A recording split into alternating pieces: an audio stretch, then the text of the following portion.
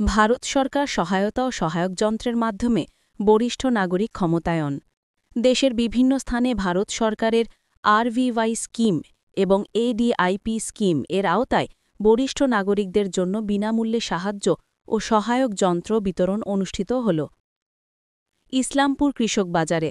এই অনুষ্ঠানে উপস্থিত ছিলেন সাংসদ কার্তিক চন্দ্র পাল, ইসলামপুর শহর নগর মণ্ডলের সভাপতি চিত্রজিৎ রায়, জেলা বিজেপির সহসভাপতি সুরজিৎ সেন সহ অন্যান্যরা। বিজেপি সূত্রে জানা গিয়েছে, ইসলামপুর গোয়ালপুকুর ও চাকুলিয়া বিধানসভায় ১৬০ জন বিশেষ চাহিদা সম্পন্ন মানুষদের বিভিন্ন সরঞ্জাম দেওয়া হয়। ভারত সরকারের সামাজিক ন্যায় মন্ত্রণালয়ের অধীন আপনারা সবাই জানেন, এর আগে আমাদের ইসলামপুরে ক্যাম্প হয়েছিল। সেই ক্যাম্পে আমাদের যারা প্রবীণ নাগরিক, বৃদ্ধজন, বয়োজ্যেষ্ঠ তাদেরও হয়েছিল, আমার দিব্যাঙ্গজনদেরও হয়েছিল। দিব্যাঙ্গজনদের ক্যাম্পটা কদিন পরে হবে তাদের ডিস্ট্রিবিউশন। আজকে যারা বয়োজ্যেষ্ঠ প্রবীণ নাগরিক রয়েছে তারা অলরেডি আমাদের 7টা বিধানসভার মধ্যে কালিয়াগঞ্জ হয়ে গেছে। আজকে আমরা সকালে 12টার সময় আমাদের করণদিঘি এবং চাকুলিয়ারটা করে এলাম। আজকে ইসলামপুর ও গোয়ালপুকুর চলছে।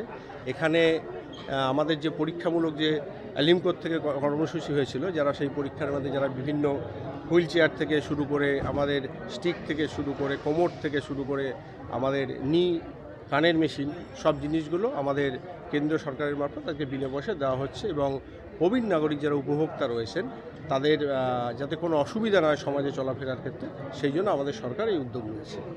কি বার্তা দিতে চাইবেন? কারণ ব্যাপার হচ্ছে, কম সাংসদকে দেখা যায় যে তার সময়কাল বা টেনিওর যেটা থাকে, তাতে এই ধরনের স্পেশালি নিডেড পারসন বা যারা হচ্ছে শারীরিকভাবে প্রতিবন্ধী বা অসুস্থ বা বয়স্ক প্রবীণ নাগরিক, তাদের জন্য ভাবেন না, হয়তো শুধুমাত্র রাস্তাঘাট, ব্রিজ ইত্যাদি নিয়ে তারা নিজেদেরকে সীমাবদ্ধ রাখেন। কি বলবেন?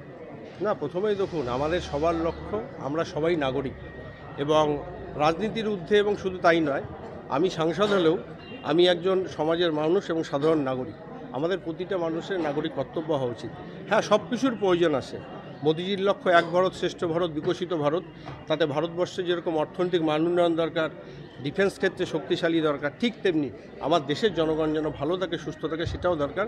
তাই মোদিজির লক্ষ্যে আমাদের সমাজের যারা প্রবীণ নাগরিক বা বৃদ্ধজন রয়েছেন বা দিব্যাঙ্গজনরা রয়েছেন, তারাও সমাজের মানুষ, তারাও যাতে ভালো থাকে, এটাই আমাদের লক্ষ্য। এটা আমাদের প্রধানমন্ত্রীর লক্ষ্য এবং আমাদেরও লক্ষ্য। বলছি দাদা, অনেকেই স্ক্রিনিংয়ের সময় অনেকেই এসেছিল, হয়তো আজকে তারা আসতে পারেনি, সেক্ষেত্রে কর্মীদের কি বার্তা, মানে কি নির্দেশ দিলেন? যারা স্ক্রিনিংয়ে এসেছিল, এখানে যারা আমাদের ডিস্ট্রিবিউশন ক্যাম্পের কার্যকর্তা রয়েছেন তাদেরকে বলা রয়েছে, যারা এসছে তাদেরকে আবার ফোন করে তারা যদি না আসতে পারে, প্রয়োজনে তাদের বাড়িতে পৌঁছে দেওয়া হবে।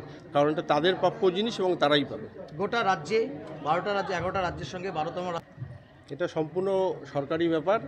আর এসআইআর নিয়ে বলার আমি এর আগেও বলেছি, আমি এই মঞ্চ থেকে কিছু বলছি না, আমি অন্য জায়গায় হলে অবশ্যই বলব। বলছি দাদা, কালিয়াগঞ্জ রেলওয়ে স্টেশন পরিদর্শন করছে, ইসলামপুরে যে অমৃত ভারত প্রকল্পের অন্তর্গত কাজ হচ্ছে, খুব ধীর গতিতে কাজ হচ্ছে, এই বিষয়টা কীভাবে দেখছেন? রেল নিয়ে একটা প্রেস বাইট আমি মঞ্চ সেরে এখনই করছি। এখানে বয়স্ক নাগরিকদের তার সহায়তা যন্ত্র, তাদের এই বয়সে যে ধরনের যন্ত্রপাতি দরকার তাদের জীবনযাত্রা অতিবাহিত করার জন্য, যে ধরনের যন্ত্রপাতি দরকার, যেমন কোমরের বেল্ট, হাঁটুর বেল্ট, হাঁটার লাঠি, কোমর, হুইল চেয়ার, এই ধরনের যন্ত্রপাতিগুলো এখান থেকে প্রদান করা হচ্ছে। বিগত 4 মাস আগে রেজিস্ট্রেশন হয়েছিল, মাইকিংয়ের মাধ্যমে আমরা লোক ডেকেছিলাম, সেখানে যারা রেজিস্ট্রেশন করেছিল সেই সমস্ত লোকেদেরকে আজকে আমরা ডেকে তাদের হাতে সেই সহায়ক যন্ত্রগুলো আমরা দিয়ে দিচ্ছি। এটা কেন্দ্র সরকারকে ধন্যবাদ জানাই। কেন্দ্র সরকারের সহযোগিতা এবং আমাদের মাননীয় সাংসদ কার্তিক দার সহযোগিতায় এটা সম্ভব হয়েছে, যার জন্য আজকে আমরা এত বড় একটা অনুষ্ঠান আজকে করতে পারছি এবং সাধারণ লোকের পাশে দাঁড়াতে পারছি।